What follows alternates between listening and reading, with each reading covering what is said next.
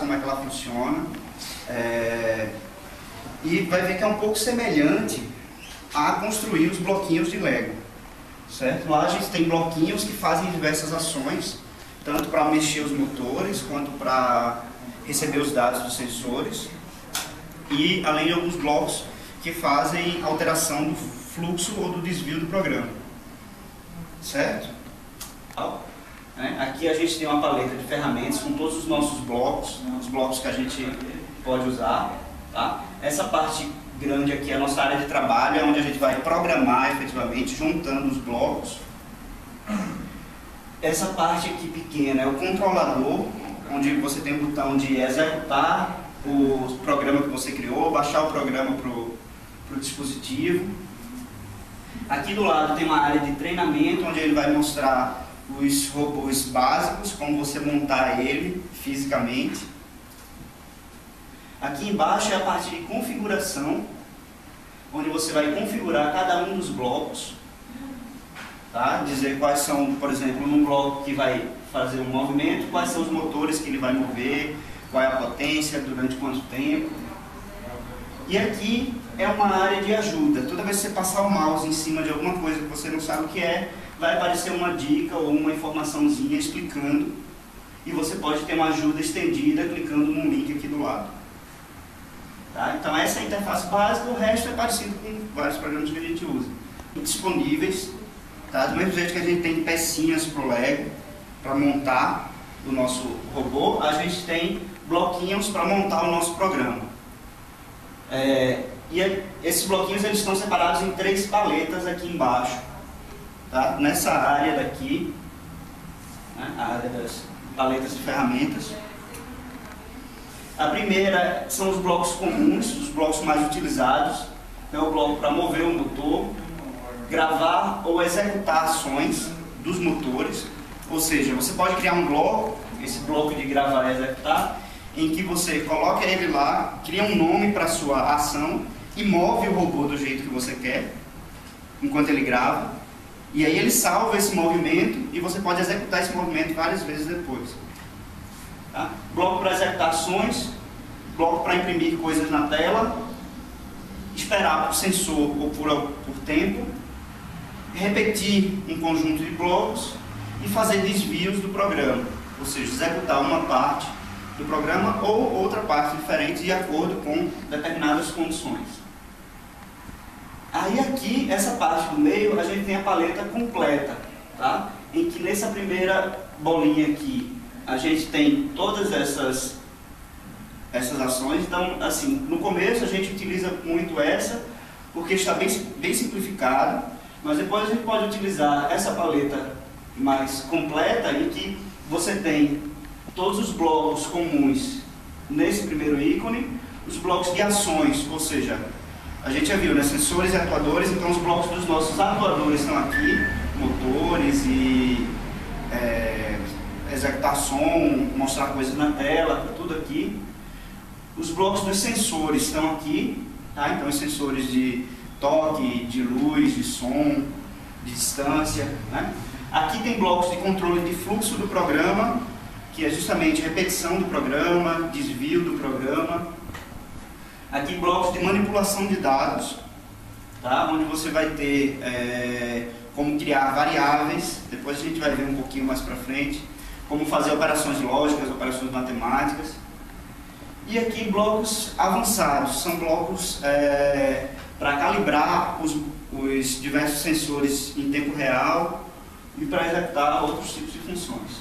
E a última paleta, você tem um ícone que são os meus blocos. A gente pode criar um bloco que é composto de vários outros bloquinhos, tá? E pode baixar blocos existentes na internet, certo? Então é isso. Esses blocos são nossa gama de ferramentas para trabalhar com o software do NX3. Pode definir os valores mínimos e máximos para os nossos sensores. Acho que esse está sem pilha, né? A gente tem no menu de ferramentas, tem a opção lá para calibrar os sensores, tá? Ele vai abrir essa janela aqui, você pode escolher qual sensor que você quer calibrar, Aí você vai definir qual a porta que esse sensor está ligado. E quando você aperta calibrar, ele baixa um programa pequenininho no NXT que vai permitir você selecionar quais são os valores máximos e os valores mínimos de cada sensor.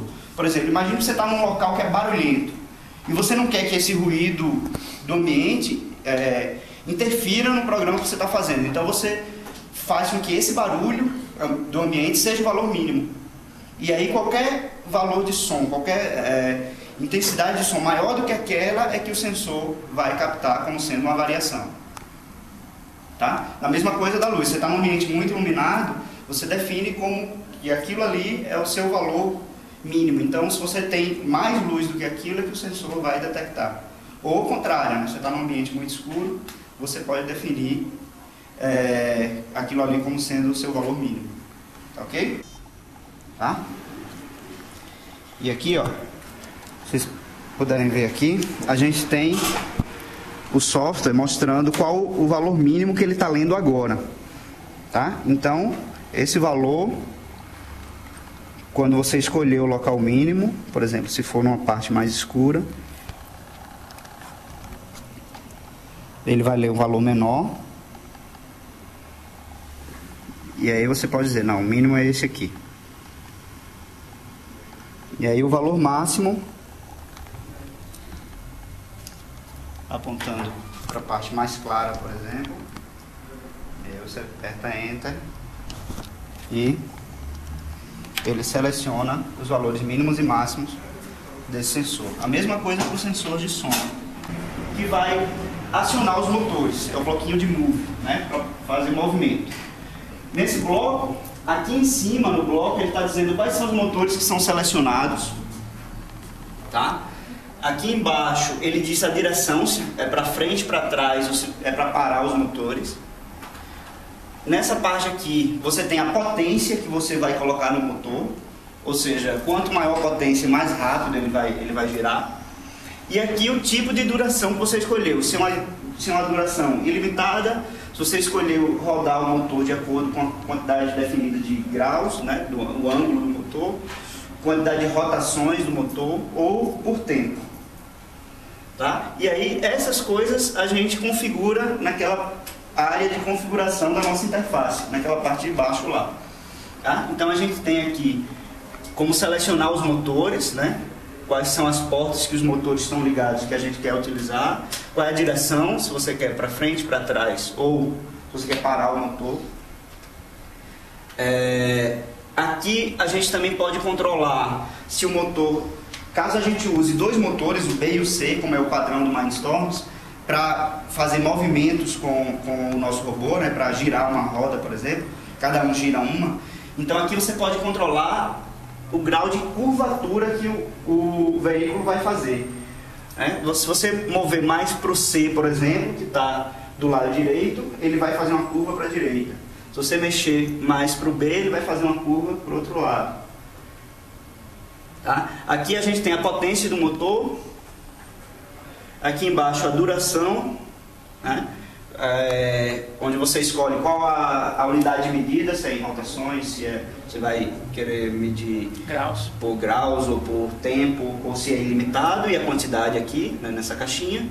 E depois você vai dizer se o motor vai parar ou se ele vai reduzir e parar, certo? Ou ele para bruscamente ou ele reduz e para. E aqui do lado a gente tem uma janelinha que é a janela de feedback. Vários bloquinhos têm isso, tá? E essa janela de feedback, ela permite você ler os dados, geralmente dos sensores, mas a gente lembra que os motores, eles também têm um sensor de rotação interno. Vocês lembram disso, né? Das aulas anteriores. Então aqui você consegue ler, por exemplo, se você mover o motor com a mão, você vê a quantidade de rotações ou de graus que o motor está girando. E aí, a partir disso, você pode definir isso aqui na duração do movimento.